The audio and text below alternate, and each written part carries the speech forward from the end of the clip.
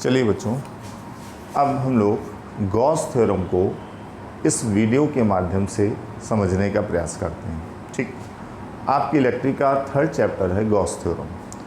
First chapter था वैद्युत क्षेत्र इलेक्ट्रिक फील्ड, दूसरा था वैद्युत विभव और तीसरे चैप्टर का नाम है गॉस थ्योरम। आइए देखते हैं। सबसे पहले हम लोग जानते हैं कि क्षेत्रफल सदिश क्या होता है। तो देखते हैं कि क्षेत्रफल सदिश या एरिया वेक्टर होता क्या है। प्रायः जो क्षेत्रफल है वो एक अदिश राशि, एक स्केलर क्वांटिटी है एरिया। लेकिन जितने भी प्लेन सरफेस होते हैं, प्लेन एरिया होते हैं, जैसे कि ये बोर्ड है या कोई कॉपी है या कोई बुक है, उनमें परिमाण के साथ साथ दिशा भी होती है। कोई भी वेक्टर क्वांटिटी हो उसमें परिमाण और दिशा दोनों चीज़ें होती हैं, मैग्नीट्यूड और डायरेक्शन। तो जितने भी प्लेन एरिया हैं, जैसे कि एक समतली किताब, प्लेन बुक या एक प्लेन बोर्ड, इनमें परिमाण के साथ साथ एक दिशा भी होती है जिसकी दिशा तल पर खींचे गए लंब के अनुदिश होती है। जैसे उदाहरण के लिए एज एग्जाम्पल, ये कोई प्लेन है, कोई एरिया है, इस पर हमने परपेंडिकुलर डाला, लंब डाला, तो ये क्षेत्रफल सदिश की दिशा है।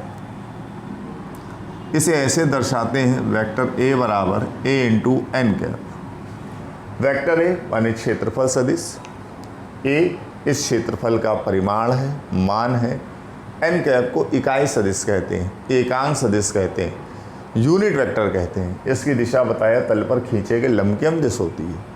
कुल मिलाकर के गॉस थ्योरम में हमें एरिया वेक्टर की दिशा को दर्शाना होता है। सबसे आसान तरीका जो आप हमेशा ध्यान रखिएगा, क्षेत्रफल सदिश की दिशा के लिए आपको तल पर एक लंब गिराना होगा। जो लंब होगा वही क्षेत्रफल की दिशा या क्षेत्रफल सदिश की दिशा को निर्धारित करता है। कोई कन्फ्यूजन, कोई किसी भी तरह के डाउट आप मन में ना रखें। एक एग्जाम्पल के लिए, अगर ये कोई बेलन है, सिलेंडर, आपको इसमें क्षेत्रफल सदिश की दिशा दिखानी है। हर एक बेलन 3 भागों से मिलकर के बनता है, ऊपर वाला समतल भाग, नीचे वाला समतल भाग और ये वक्री भाग। ये प्लेन भाग माने एक तरह का वृत्त है, एरिया पाई आर स्क्वायर होता है। ये भी प्लेन भाग है, एरिया पाई आर स्क्वायर होगा। और ये वक्री भाग है, वक्र पृष्ठ कहलाता है। अगर इस वक्र पृष्ठ में इन दोनों को जोड़ देते हो तो इसी को बेलन का हम लोग संपूर्ण पृष्ठ कहते हैं ना। तो आपको एरिया वेक्टर की दिशा अगर यहाँ दिखानी है तो यहाँ पर लंब गिरा दोगे। ये यहाँ का एरिया वेक्टर हो गया इस प्लेन भाग का, यहाँ का एरिया वेक्टर लंब ये हो गया, यहाँ का एरिया वेक्टर ये लंब हो गया। तो 3 तरह के भाग थे, 3 तरह के भागों से मिलकर के एक बेलन बना है। एरिया वेक्टर तल पर खींचा गया लंब होता है, ये एरिया वेक्टर की डायरेक्शन होती है। ठीक, कोई कन्फ्यूजन वाली बात नहीं। अब मान लिया अगर इस बोर्ड को हम मान लें एक प्लेन तल है और है भी, मानना क्या है, तो एरिया वेक्टर की दिशा क्या होगी, तल पर आप लंब गिरा दोगे, ये एरिया वेक्टर होगा। मान ली हाथ है, ये एक प्लेन एरिया है, एरिया वेक्टर की दिशा तल पर खींचा गया लंब। आप ऐसे भी गिरा सकते हो लंब, अगर ऐसे है तल तो तल पर खींचा गया लंब। तो ज़्यादा इसमें आपको कंफ्यूज होने की या बहुत ज़्यादा दिमाग लगाने की ज़रूरत नहीं। जो भी तल हो आप उस तल पर एक लंब गिराइए, वही एरिया वेक्टर होता है। तो ये बात हुई एरिया वेक्टर के बारे में। उसके बाद घन कोण या इसे सॉलिड एंगल कहते हैं, ये क्या होता है।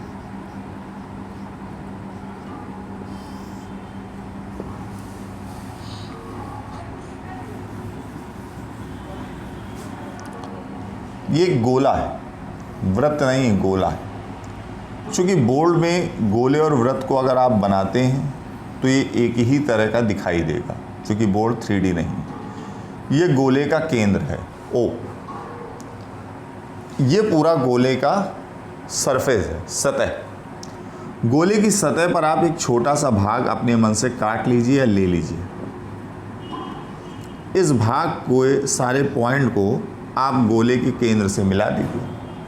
तो गोले की सतह पर ये छोटा सा भाग गोले के केंद्र पर जो एंगल बनाता है, जो कोण बनाता है, उसे घनकोण कहते हैं।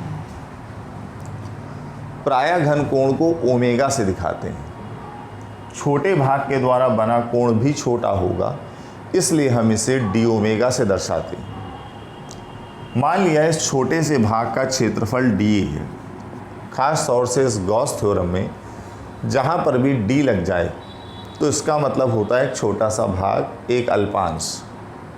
ए का मतलब कोई एरिया, बड़ा क्षेत्रफल। डी ए का मतलब उस बड़े एरिया का एक छोटा सा भाग। ओमेगा घन कोण, बड़ा घन कोण या संपूर्ण घन कोण या पूरा घन कोण, और डी ओमेगा का मतलब छोटा उसी का पार्ट। तो डी का मतलब है छोटे से भाग के लिए। जैसे एल कोई बड़ी लंबाई और डी एल का मतलब उस बड़ी लंबाई का कि वो सूक्ष्म लंबाई, एक छोटी लंबाई। तो इस भाग के द्वारा, डेफिनेशन बोल रहा हूँ, किसी गोले के पृष्ठीय भाग के द्वारा गोले के केंद्र पर जो कोण बनता है उस कोण को हम घन कोण कहते हैं। इसे डी ओमेगा से दर्शाते हैं। फार्मूला होता है d omega is equal to d upon r square. ठीक, मात्रक क्या होगा? इसका कोई मूल मात्रक, फंडामेंटल यूनिट नहीं होती है। क्यों? क्षेत्रफल का मीटर स्क्वायर, दूरी का मीटर स्क्वायर तो कैंसिल हो जाएगा। इसका पूरक मात्रक होता है स्टेरेडियन। तो घन कोण का कोई मूल मात्रक नहीं होता है, पूरक मात्रक होता है, उसका नाम है स्टेरेडियन। तो इस छोटे से भाग के द्वारा कितना घन कोण बनेगा उसका फार्मूला है डी अपॉन आर स्क्वायर। अच्छा, जहाँ आर क्या है? आर इस गोले की त्रिज्या है या बिंदु ओ से इस तल की दूरी भी है, लंब दूरी। भाई ये सतह है, ये लंब है। आप जानते हो त्रिज्या हमेशा परिधि पर लंब होती है। अगर ये तल बिल्कुल इस आर के लंब ना होकर के थीटा एंगल पर होता है तो यही फार्मूला हो जाता है d omega is equal to d A cos theta बटे आर स्क्वायर। ये बन जाता है। ठीक, अगर कोई तल दूरी के साथ लंब है, ये तल डी ए इस दूरी के साथ लंब है, तो आपको एंगल 0 लेना होगा। कॉस 0 की वैल्यू 1 होती है, तो डी अपॉन आर स्क्वायर वही ऊपर वाला फार्मूला हो जाएगा। अगर कोई तल इस दूरी के साथ लंब ना होकर के तल भी इसी डायरेक्शन में हो, दूरी के साथ की दिशा में हो, दूरी के समांतर हो, तो थीटा का मान 90 हो जाएगा। आपको 90 रखना पड़ेगा, कॉस 90 0, तो घन कोण 0 हो जाएगा। घन कोण को ठोस कोण कहते हैं। वो कुछ इसी प्रकार से होता है जिस तरह से हम लोग एक आइसक्रीम का कोण होता है, ये जो कोण है इसी को घन कोण कहते हैं। ये पूरा जो एंगल यहाँ बनता है ये घन कोण कहलाता है। अभी तक हम लोग जो कोण पढ़े हैं, जो जानते हैं जिसके बारे में, वो रेखीय कोण होता है। दो रेखाओं के बीच जो झुकाव है उसको रेखीय कोण कहते हैं। ये घन कोण है पूरा। ठीक, इसको आप चांदे से नहीं नाप सकते। एक तरह से यही पार्ट है इसमें देखें तो। ठीक,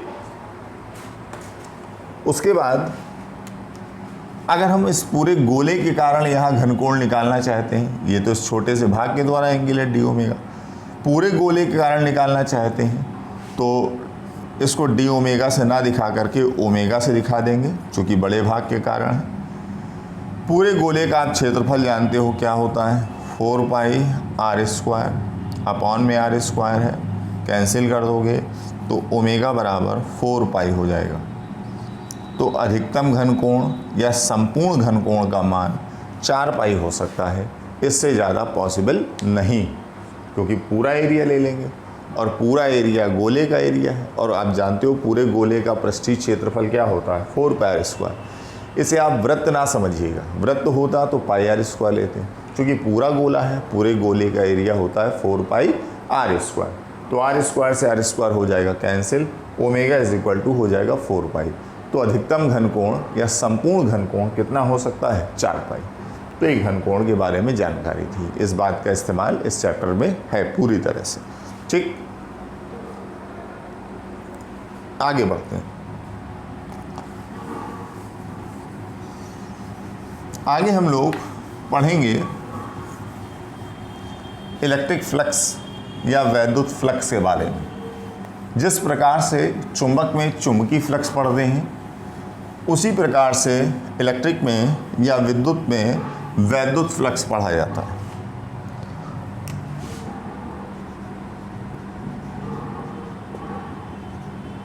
वैद्युत फ्लक्स क्या होता है? इसे इलेक्ट्रिक फ्लक्स कहते हैं। माना किसी स्थान पर वैद्युत क्षेत्र है, ठीक, ये रेखाएं आप जानते हो वैद्युत बल रेखाएं हैं। अगर कहीं पर भी वैद्युत बल रेखाओं के बीच की दूरियां सेम हो और दिशाएं सेम हो, इसे एक समान वैद्युत क्षेत्र कहते हैं। जहां पर बल रेखाएं समदूरस्थ अर्थात बराबर दूरियों पर व समदिशी अर्थात एक ही दिशा में हो, तो इस प्रकार के वैद्युत क्षेत्र को एक समान वैद्युत क्षेत्र कहते हैं। यहाँ पर आप अपने मन से कोई क्षेत्रफल ले लीजिए, कोई एरिया कल्पना कर ली, ठीक। इससे जितनी भी वैद्युत बल रेखाएं गुजर रही हैं, उन रेखाओं की संख्या को ही हम वैद्युत फ्लक्स कहते हैं, फाई से दिखाते हैं। सेम इसी प्रकार चुंबक में चुंबकीय फ्लक्स होता है। जैसा कि हमने कोई क्षेत्रफल दिखाया है, यहाँ पर कितनी रेखाएं गुजर रही हैं इससे होकर के 3, तो इससे गुजरने वाला वैद्युत फ्लक्स वाली 3 होगा। अगर यहाँ पर एक छोटा सा भाग ले लें, छोटे से भाग को अल्पांश कहते हैं, बड़ा भाग है इसका एरिया A और छोटे भाग का DA, तो इस छोटे से भाग से कितनी रेखाएं गुजर रही हैं? 2 रेखाएं, तो इससे गुजरने वाला फ्लक्स 2 होगा। इसको इस तरह से भी परिभाषित करते हैं, d फाई बराबर E डॉट DA। फ्लक्स को फाई से दिखाते हैं, छोटे भाग के कारण है तो d फाई से भी इसको डिनोट करते हैं। इस तरह से भी इसको परिभाषित करते हैं कि वैद्युत क्षेत्र में खींचे गए किसी काल्पनिक पृष्ठ से अभिलंबवत गुजरने वाली संपूर्ण वैद्युत बल रेखाओं की संख्या को उस तल से निकलने वाला या उस तल से बद्ध वैद्युत फ्लक्स कहते हैं। एक ये भी परिभाषा है।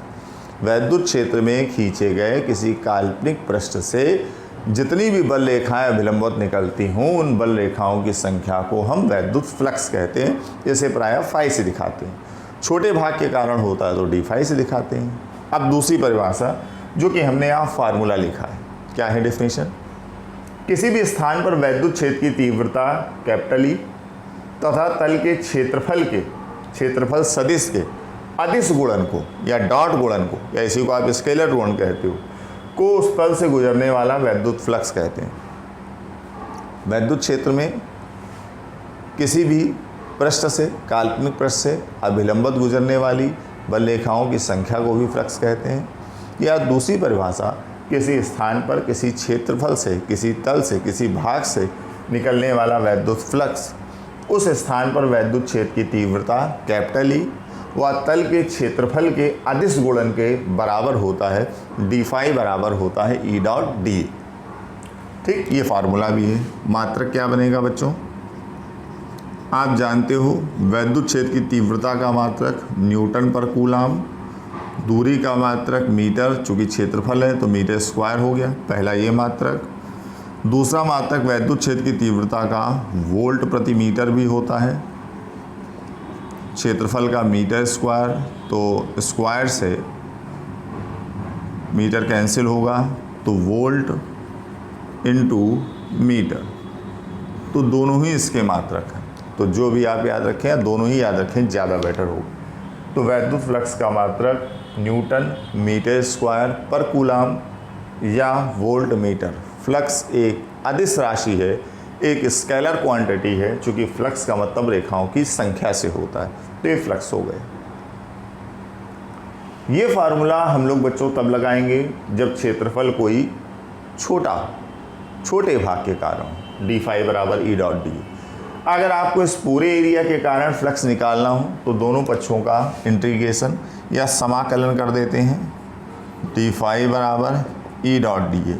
कुछ नई चीज़ें हैं इस चैप्टर में, थोड़ा ध्यान दीजिएगा। समाकलन करा, इसमें आपने ये गोला जैसा बनाया और प्रायः नीचे आप देखेंगे ज़्यादातर लोग एस भी लिख देते हैं।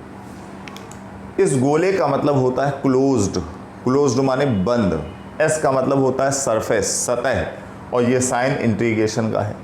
हमारे लिए समाकलन का मतलब है योग। मैथ में जो भी पढ़ाया जाता हो, फिजिक्स में खास तौर से इस चैप्टर में इंटीग्रेशन का मतलब होता है योग। अगर हमें छोटे भाग के कारण कोई चीज़ पता है और बड़े भाग के कारण निकालनी तो इंटीग्रेशन कर देते हैं, पूरे बड़े भाग के कारण आ जाती है।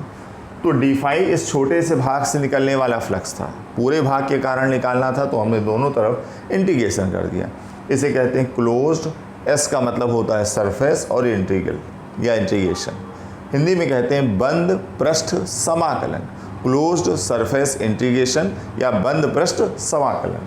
आप जानते हो dx का समाकलन x होता है, तो डी फाई का क्या होगा, phi closed surface integral E dot d A, और अगर आप डॉट खोलना चाहें तो आपने पढ़ा है वेक्टर में, चूँकि ए डॉट बी बराबर होता है ए बी कॉस थीटा, तो ई डॉट डी ए को लिख सकते हैं E d A cos theta. ये एंगल, ये फार्मूला हो गया, या इसको ऐसे लिख दो, phi is equal to integration E d A cos theta. ठीक, तो आप इसको भी ध्यान रखें, इसको भी ध्यान रखें, ये ध्यान रखें, ये मुख्य है, छोटे भाग के कारण के लिए है, पूरे भाग के कारण तो दोनों साइड का आपको समाकलन या इंटीग्रेशन करना होता है।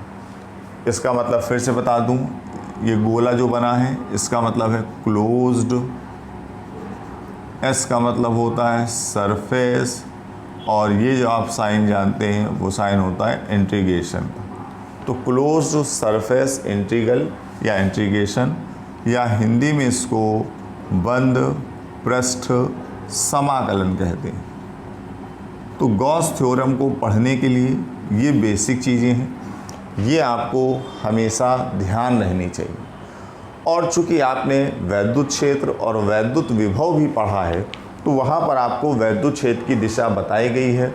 वैद्युत क्षेत्र की दिशा देखने के लिए एक परीक्षण आवेश रख देते हैं, टेस्ट चार्ज, जिस ओर भागता है वो, उस पर जिस ओर बल लगता है वही वैद्युत क्षेत्र की दिशा होती है।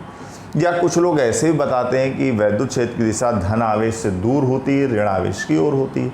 आप इसको इस रूप में भी याद करना चाहते हैं तो इस रूप में भी याद कर लें। यहाँ पर इस पूरे चैप्टर में डायरेक्शन दो बड़ी महत्वपूर्ण हैं, एक क्षेत्रफल सदिश, एक वैद्युत क्षेत्र। क्षेत्रफल सदिश के लिए नो कन्फ्यूजन, तल पर खींचा गया लंब क्षेत्रफल सदिश की दिशा होगी, और वैद्युत क्षेत्र की दिशा के लिए आप टेस्ट चार्ज रख दीजिए, परीक्षण आवेश रख दीजिए, जिस ओर वो भागेगा, जिस ओर उस पर बल लगेगा वो वैद्युत क्षेत्र की दिशा होती है। या आप ऐसे भी याद कर लें, धन आवेश से दूर होती है वैद्युत क्षेत्र की दिशा और ऋण आवेश की ओर होती है। ऐसे याद करना चाहें तो आप ऐसे याद कर लें। तो गॉस प्रमेय जानने के लिए इन बेसिक्स का आपको जानकारी होना जरूरी है।